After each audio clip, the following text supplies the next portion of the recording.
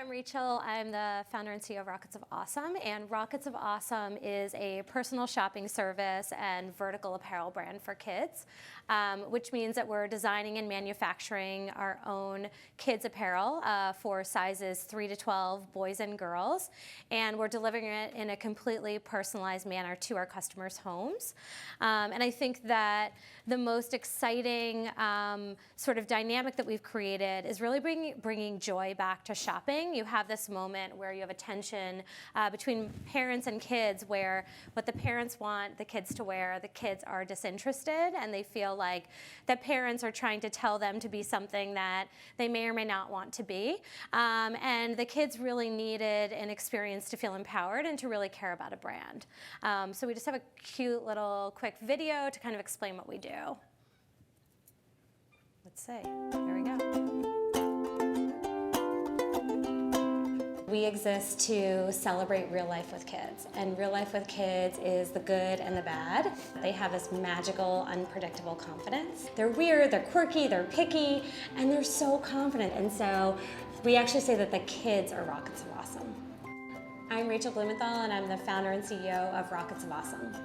We say that Rockets of Awesome is a smarter way to shop for kids.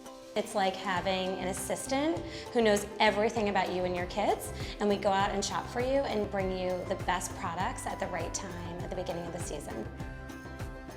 There weren't any businesses building brands for this generation of parents, and we're still the same educated, demanding consumers that we were before we became parents. And now we have another consumer as part of our lifestyle that's also making decisions with us.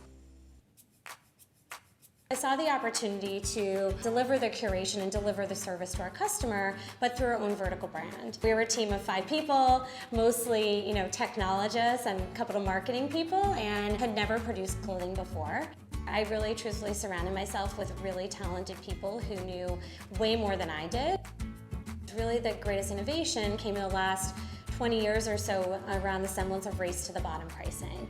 But it wasn't saying, okay, the customer has access to everything, and that's great, but what that drives is paralysis of choice, and really the consumer is busier than ever. For us to really be a solution and a service for parents, we want to make sure that we're delivering more value than just a handful of items in a box. All of our products are designed in-house. We have a team of really, really talented designers, and all of the clothes really take kids in mind. We ask favorite colors, we ask colors they hate, we ask what they love to wear, what they hate to wear. We have shipped hundreds of thousands of units of clothing and have served customers in every single state. The box arrives, it's really colorful, it's fun, it says the kids' names on it. It's a really fun celebratory experience. What has been the biggest unlock for us is that because the parents haven't selected the items that go into the box, because it is an expert or rocket scientist or whatever the kids believe, the kids feel empowered to make the buying decision. We hear consistently from parents that I hate to shop, I don't have time to shop, I'm sick of fighting with my kids, and you're really a solution for me. For the first time, it's not the parents saying, this is who you are, this is who I want you to be. It's the kids saying, this is who I am. So cute. So I love it. I love how we have 3 different categories that are represented up here. We have the candy, we have the kids, we have traditional apparel. So I want to kind of talk a little bit about how you knew the time was ripe to disrupt your industry. And I especially want to start with Aaron, because is there anything more kind of basic than a traditional men's button-down shirt? So how did you know that the timing was right? How did you convince some of your early investors that it was a good time? Okay, those are two questions. So I'll start with a little bit of background. So I met my partner, Chris, at business school. We'd always talked about doing something different than what we were doing. I was a partner with PwC. He was in GE Healthcare. It wasn't that we disliked our jobs at the time. It was just that we were looking for something different. So we would meet every 3 to 4 months and kind of hammer through some ideas that we had. None of them were really the sticking kind. And so I got a call from Chris. I was in Boston. I remember I was on business, and he calls me. He's got a real deep voice. He's like, hey, it's like, you ever wear your shirts untucked? And I got it. Like, I knew exactly what he was talking about. He didn't have to pitch me. He didn't even finish what he was talking about. Like, I was sold. I knew exactly what we needed to do.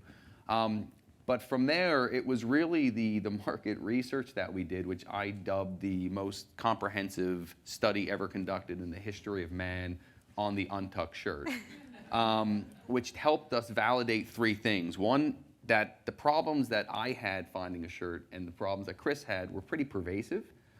Two, it helped us establish what the right length was for an untucked shirt. As it turns out, there's not a uniform distribution across lengths. There's a zone that people want to see their shirts. That was fortunate. Three, it also proved that there was no suitable alternative available on the market.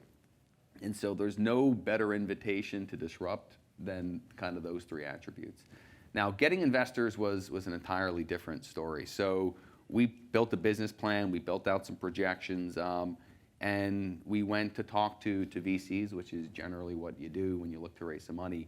And it was tough. It wasn't easy convincing them that we were a good investment to make. I had no retail experience other than shopping. Chris had less than I did, only because I worked on retail deals when I was at PwC, so I actually touched retail in some way, shape, or form. And so what we ended up doing is raising friends and family. So up until we had a raise last June with a company out in the West Coast called Kleiner Perkins, we were kind of friends and family funded with $150,000. Wow, it's amazing. Starting something really out of limited funds is quite a feat. Rosie, do you have anything to add to that? Yeah, so our origin story kind of comes out of the love story between myself and my co-founder. He took me to see Willy Wonka and the Chocolate Factory on our third date. And there was just this like aha moment of what happened to candy? Why is candy for kids? Why isn't there a candy store for grown-ups? And so that was really the genesis of the idea. Similar to you guys, we started very scrappy, the two of us in the basement of our house running this business. We each put a little bit of seed funding in. We did end up raising money. We actually raised money over $21 million from individual investors, not VCs. And I personally think it's just because they all wanted to be cool to their kids. Like, oh, okay, but one of my parents is invested in a candy store. It really did enable us to fuel our growth. And I do think for a lot of companies that growth financing can be really important. And it just depends on the trajectory you're looking for. For us, it enabled us to grow very quickly. And Rachel, how did you guys decide to start your business? Was it, that you had your own kids and you saw something there, or just hearing stories? Yeah, so I have two kids. Gemma, she's 3, and Griffin is 7. And I was running a content business geared towards parents prior to this called Cricket Circle. And as we were creating that community and creating content, what we recognized is that there was a tremendous opportunity to serve parents as it related to kids apparel, because our kids were outgrowing their clothes every season. And so like clockwork, every 3 months, my kids' clothes didn't fit. It was a crop top. It was like already, cropped pants, and nothing fit. And as a new parent, I was blown away by how frequent that was happening and the volume of which clothing I had to be purchasing. And it was a need-driven purchase. I couldn't opt out of it one season. And so what we kept seeing with this member base that we had created on the content side was that there was a real opportunity to make their lives easier and deliver a service and a solution to make shopping for kids with that frequency really fun and easier. And there was an opportunity to be able to deliver that trifecta of style and quality and value in the actual merchandise that you were putting to their home. And I think what was the most eye-opening to me was that it was a time in which you had all this innovation in all these direct-to-consumer categories, and nobody was thinking about the parent. And what's interesting about the parent is that they are the busiest of every consumer in the market. And so they are sort of the most desperate for solutions and services. And I think that we probably most uniquely understood what that modern parent looked like and what the future of consumers that were going to become parents could look like, and that we could deliver a brand and a customer experience that would really be something special to them and ultimately disrupt a $45 billion market in the US alone. So, all of you started online. How did you start to think about what additional opportunities in terms of distribution channels could look like? And, Aaron, I know you mentioned that you're growing into stores. Rosie, you talked about the gifting platform, and I've seen you in different Nordstroms. Rachel, the subscription box model is awesome, and people always wonder kind of where did that go from here. So whoever wants to jump in first can go. For us, suites are very experiential. It's actually pretty difficult to think about buying food online, especially if you've never tasted it before. So even though, you know, our website was seeing a lot of early success, it was always in our head that we wanted to have that real world experience. So you get all of your senses touched, you know, visual, you know, you get to taste and experience the candy. And then at the same time, wholesale started to open up. So the second we opened stores and people kind of saw what the brand looked like at retail, our phone was just ringing off the hook from Nordstrom, Neiman's, Bloomingdale's of, hey, I want to bring this, you know, really beautiful and delicious product line into my store. And for us, I think omnichannel has been really great because as there are all these, you know, rising tides and low tides in retail, it's enabled us to kind of balance things out. So we're not all, you know, dependent on one channel. Retail is only about half of our business, very important half. But being omnichannel has been great because we also get to touch our customers everywhere they are. They might be shopping at Nordstrom and then they discover us and then they go online to see the full range and then we open a boutique in their neighborhood and they come check us out. So I really believe in, you know, being where your customer is and offering them something that's personalized to that location.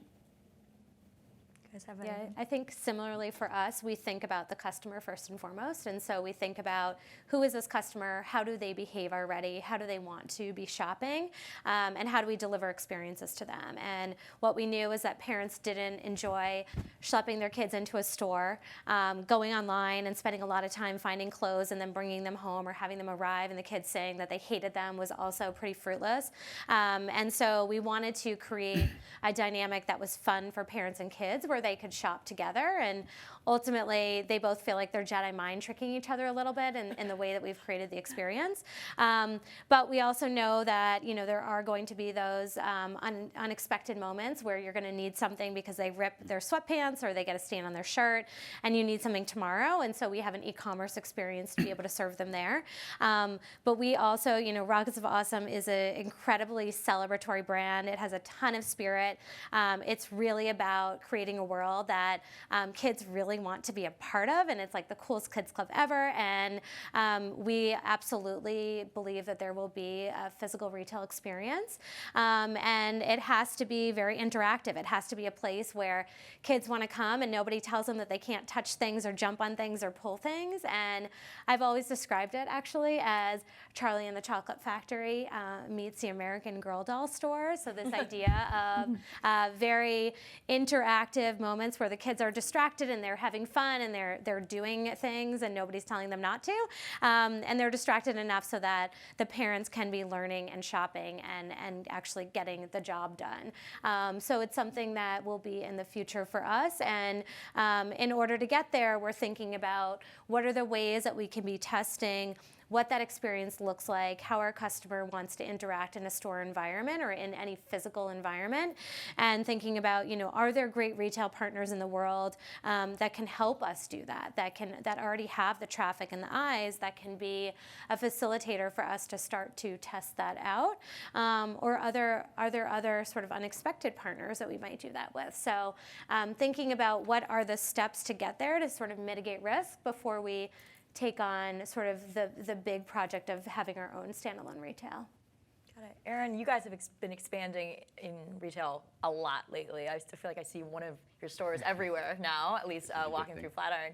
How did you guys make that decision, and how the decision to grow too? So we knew early on in our company's history that we would have a retail presence, simply because our customers were asking us for it. So they wanted to touch and feel the product. They wanted to try something on. And implicit in their request for a store was really an agreement or a shared vision that a retail platform provides a level of trust that a online-only company has a really difficult time matching.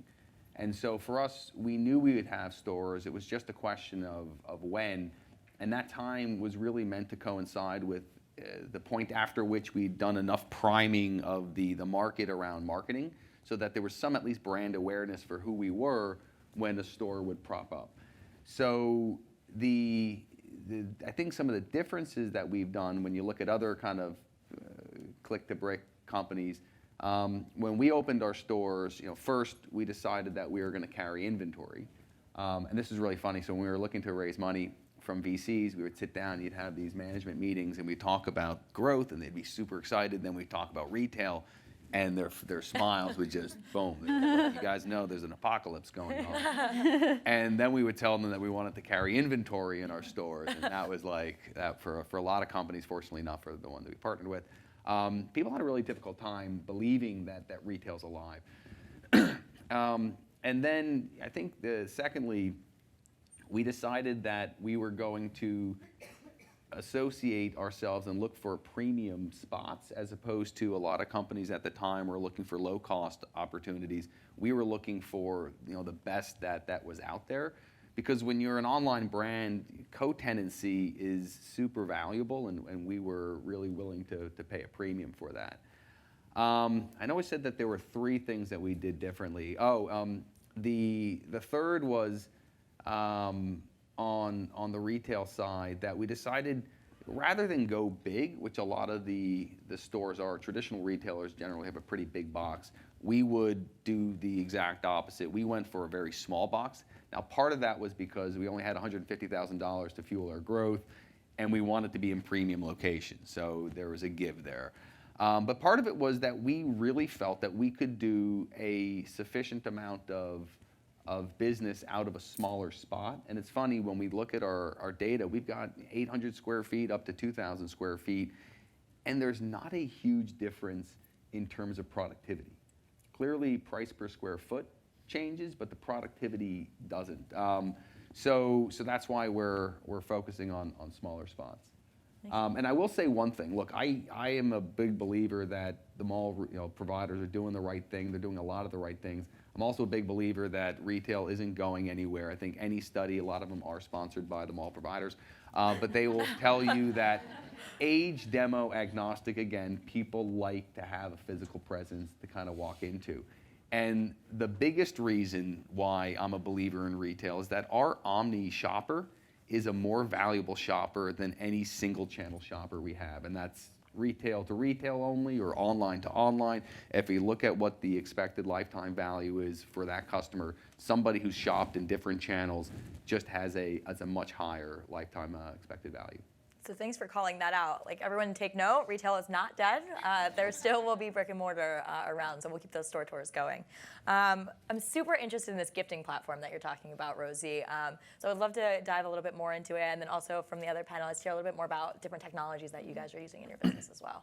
Yeah, I mean, there's so many cool things going on with technology and retail right now. And for us, we really wanted to make sure we weren't just doing technology for technology's sake, because I do think there's a lot of that, and it's not necessarily solving a customer problem. The problem we wanted to solve was people would come into our store, and they want to ship a gift to someone, but they don't know what they like, and they don't know their address. And so Candygram was really designed to solve that problem. The other thing that's really nice about it is when you come into our store and you buy something, this is a second purchase that you can make that has a totally different reason for being. So as you're checking out, oh, do you have any birthdays or special events coming up? Oh yeah, it's my mom, she lives in New York or California. Well, why don't you send a Candygram to her? And so it's this really interesting way that we can kind of go beyond the purchase that they came in to the store on that day to buy, and we can kind of open up all of these other possibilities. So we're really excited about this platform, and it's seen just great traction. The second a customer sends one and kind of has that full experience, they keep coming back. And so we think there's something that we've kind of hit on that opens up this new way to gift that's really easy for the gift giver and really fun for the recipient. Awesome. Any other cool technologies you guys have seen out there that you're implementing?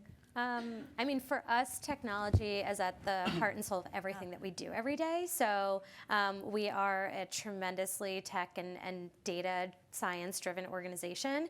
And so we are building robust data sets based on the information that our customers share with us to all the information that we're capturing based on their behavior to be able to impact their customer experience and ultimately make the business more efficient. And so everything from what our merchandise merchandisers have our designers design, to the inventory that we buy into, to what our customers receive in their boxes, to the order in which our customers receive their deliveries, to the types of emails they receive and the types of interactions we have with them, what they see on their e-commerce experience. Every single point of the end-to-end customer experience is driven by the data. And it's something that we take very seriously because customer data is something that you really have to have built the trust for them to feel comfortable to share that with you, particularly for kids' data.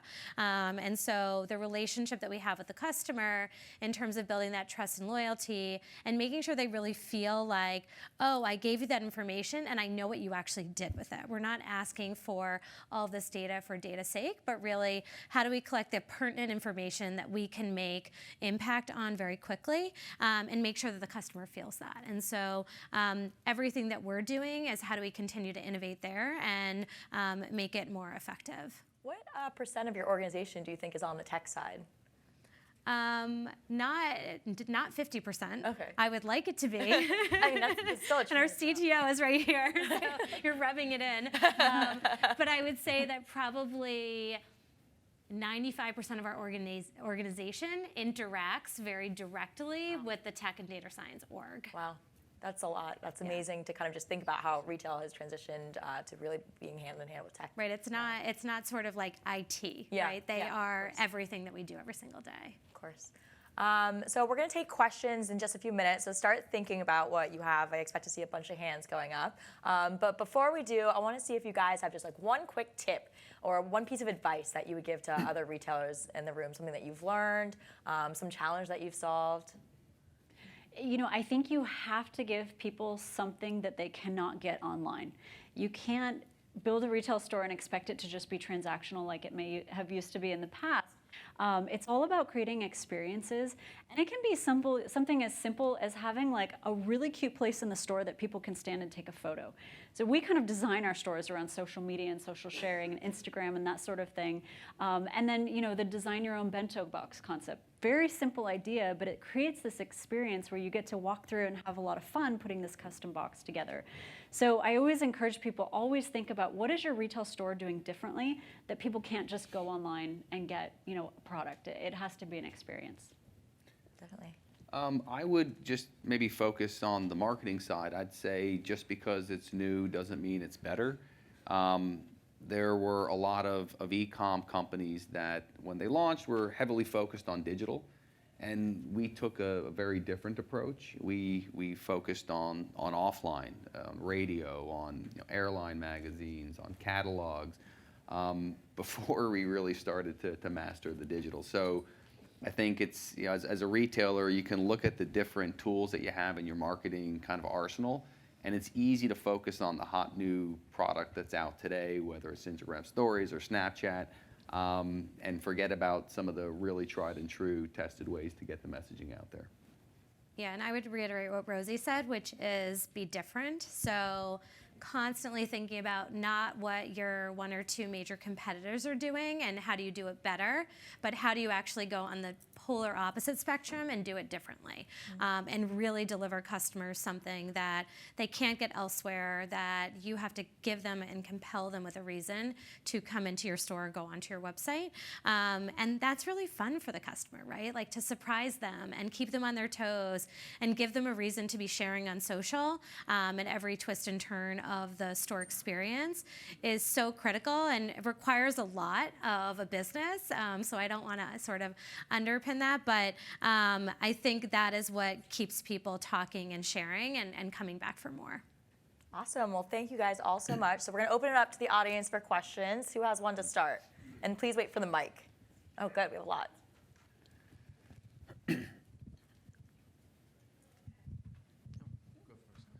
Hi, thanks. All your brands are very intriguing, and congratulations on what you've done with them.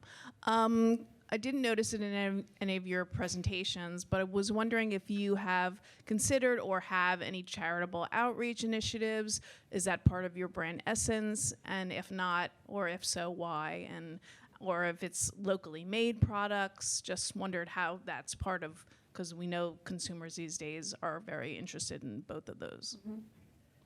Yeah, for me personally, I felt like it was becoming a little bit of an eye roll of like every new direct consumer business feeling like they had to check the box and sort of like slap on a social mission, and it felt really inauthentic. And my husband has a company, and they were probably one of the first to do it, and so I think I'm particularly sensitive to it. But for us, we have a number of things that we're doing internally that we're really kind of like testing and understanding to make sure of what we do and what we would like to do is that actually beneficial to the organizations. And because I sometimes think that there are unintended consequences when you do these things. And so we're particularly sort of like sensitive and thoughtful to making sure that it's right for us, it's right for the customer, it's right for the organization, versus just feeling like we have to check a box. And I think that the customer is so incredibly savvy, and they can smell sort of a box check a mile away. So my instinct is always to make sure that it's authentic to what you're doing.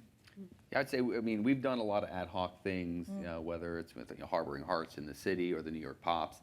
But we had the same kind of decision early on. Do we want to make this a part of who we are and promote it, or get out there first, be able to actually measure the effect of what we're going to be contributing, and maybe make it a lesser part of the organization, meaning less of a public eye, which is kind of, I think, the direction that we're going to go ultimately.